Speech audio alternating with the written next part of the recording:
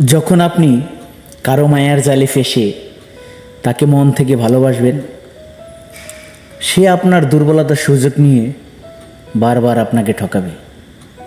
কারণ সে তো জানে আপনি ঠকলেও তারই পাগল। তাকেই আপনি খুঁজে খুঁজে বেছে নিচ্ছেন। শত ভালোবাসার মানুষ থাকা অবস্থায়ও সেখানে সে 1 নম্বর স্থানে আছে, কারণ তাকে যে আপনি মন প্রাণ দিয়ে ভালোবাসেন। এই সুযোগটা সে প্রতি হারে হারে কাজে লাগায়।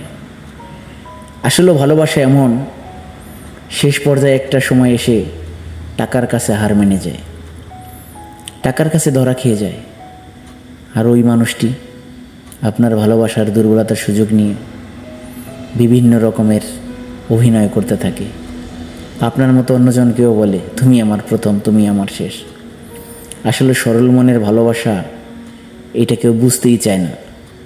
আপনি যতক্ষণ তারে সব কিছু দিয়ে গুছায় রাখবেন, সব কিছু দিতে পারবেন, ততক্ষণ আপনার ভালোবাসা টিকবে। যতক্ষণ দিতে পারবেন না, আপনাকে দূরে সরে ফেলে দেবে। না, আমি আপনাকে ভালোবাসবে, হ্যাঁ তোমাকে আমি এটা করি সেটা করি, কিন্তু ভিতর দিয়ে সে অন্য কারো প্রহর গুনছে, অন্য কারোকে নিয়ে স্বপ্ন দেখতেছে। আপনাকে এড়িয়ে চলবে সে। আপনি তার সাথে 2 মিনিট কথা বলবেন, 3 মিনিটের সময় সে রাগ করে ফোনটা কেটে দিবে। 2-3 দিন চুপ করে থাকে না, দেখবে আর আপনার খবরও নেবে না। অনায়াসে আপনি যখন আবার তার খবর নেবেন, তখন সে, দেখছোস আমি জানি তুই আমার ছেড়ে বাঁচবি না, এটা সেটা আমিও এমন, তো তুই কেন এরকম রাগ করিস।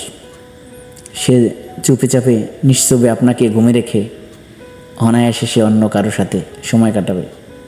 আপনার কাছ থেকে সে অনেক দূরে চলে যাবে, আপনার ধরাছোঁয়ার বাইরে, যেখান থেকে তাকে আপনি ফিরিয়ে আনতে পারবেন না। সে যদি অনায়াসে না আসে, সেখানে বসে থেকে আপনার সাথে প্রেমের অভিনয় করবে। সে ঠিকই অনেক ভালো আছে, আপনার মনকে কাঁদিয়ে সে দেখবেন অনেকটা সুখে আছে, অনেক ভালো আছে, কারণ তার সবই আছে। কিন্তু শুধু আপনার নেই, সে ছাড়া আর কেউ। ভালোবাসা বড়ই নিষ্ঠুর, ভালোবাসা স্বার্থপর। শেষ পর্যন্ত এটাই বুঝলাম। ভালোবাসা তোকে জানাই হাজার সালাম।